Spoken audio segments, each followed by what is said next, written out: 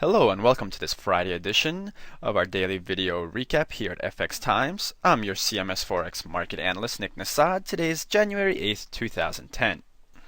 We begin today's broadcast with the main news from the day, which was today's non-farm payroll report from the U.S., and it showed that the U.S. economy shed 85,000 jobs in December, a figure that disappointed forecasts and weakened the greenback in the immediate aftermath of the release.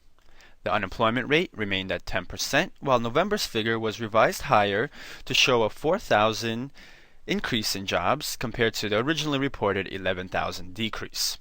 The decrease in employment was led by a weak construction sector, which shed 53,000 jobs, while manufacturing lost 27,000. Temp services did increase by 47,000, while healthcare sector added 22,000 jobs. Taking a look at our chart to the right, we see that we entered this year with very heavy job losses, where we averaged around 650,000 jobs lost at the beginning of the year. But we have seen this improved trend, and the last 5 months we are sort of settling in this range between negative 50,000 and 150,000. So November's figure now seems a little bit as a positive outlier, and today's data may be a blow to some of the speculation that the U.S. labor market was improving enough that the Fed would move quicker to begin tightening its monetary policy. The Fed, in its minutes that were released this week, did say that a moderate pace of expansion would imply only slow improvement in the labor market in 2010, with unemployment declining only gradually. So this may not have changed much of the underlying fundamentals that the Fed is looking at, and that could be reflected in less strength for the greenback. However, in comparison to other major economies, the U.S. economy does seem to be headed in the right direction, especially compared to what we are seeing in some of the other major economies, such as high deficit worries in the UK, deflation worries in Japan, and sovereign debt issues in the Eurozone.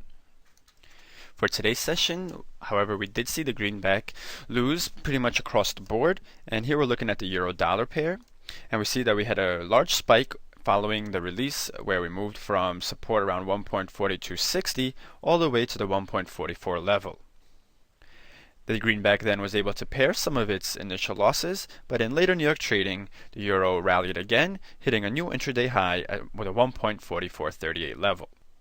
Today's action keeps us firmly within the range we've been seeing all week, and if we had seen a strong report from the non-farm payroll report, then we may have seen the greenback be able to break this range, but since we didn't, we have moved decidedly back into it.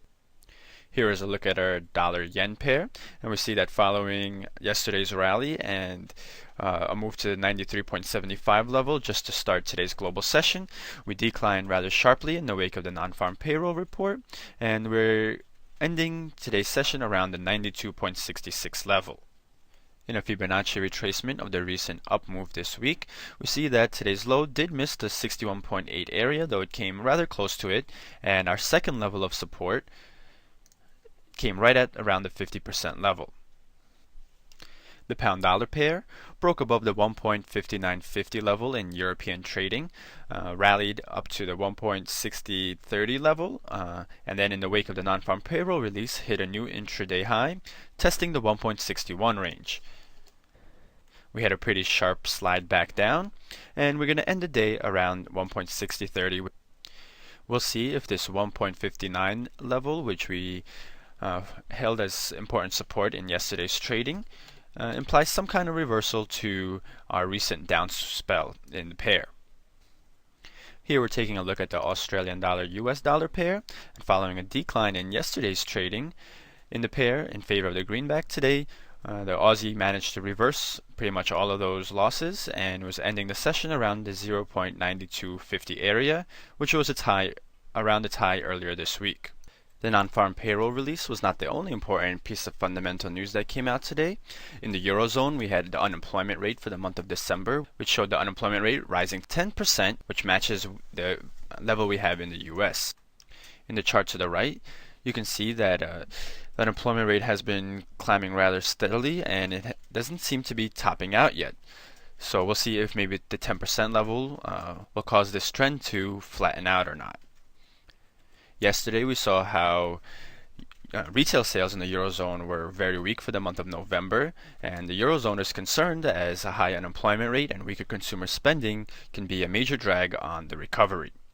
So that can also delay its plans to tighten monetary policy, which it has signaled that it is ready to do. In Germany, we saw industrial production figures for the month of November, with the monthly rate rising 0.7%, which is a rebound from the 1.8% decline we saw in October. However, the rate did come in lower than expectations. The trade balance, meanwhile, for the month of November rose to a surplus of 17.4 billion euros, a figure that beat forecasts rather handily, as exports increased 1.6%, but imports declined 5.9%. So this is another sign that here the German consumer is not spending and is cutting its imports if we look at the last 2 months. In the UK, producer price data came in higher than expected as the producer price output index rose 0.5% for the month of November, which put the annual rate at a 3.5%. Input prices, which is the prices that factories pay for raw materials, increased 0.1%, which was also higher than expected. On the year, those input prices are now higher by 6.9%. Finally, we also had employment data coming out of Canada, and it showed the economy there shedding 2.6 thousand jobs, which was a figure that missed forecasts. The unemployment rate held steady at 8.5%. In the chart to the right, you could see that the unemployment rate has peaked and is holding now around that 8.5 level. The US dollar Canadian dollar pair had a very choppy session as we first rallied prior to the Canadian employment report. Then the greenback gained in the wake of the weaker than expected Canadian employment report, but then we fell yet again after the US employment change came in weaker than expected. So for the day, we are ending with the Canadian dollar slightly higher, and though for the most part we stuck within the range we had established in yesterday's trading. So that'll do it for today's fundamental and market highlights. So let's take a look at what we can expect as our key releases for next week.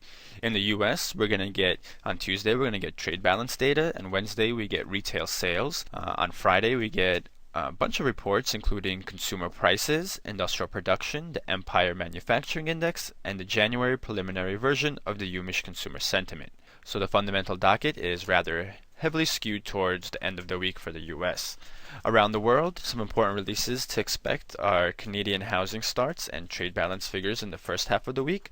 On Wednesday, we get UK manufacturing production data, as well as Australian employment change. And on Thursday, the European Central Bank will conclude its interest rate meeting, as well as put out its industrial production data. And that will wrap up our coverage of the Forex market for this week. For more news, videos, and analysis, please do visit our website at fxtimes.com. I want to thank you for watching and wish you a great weekend.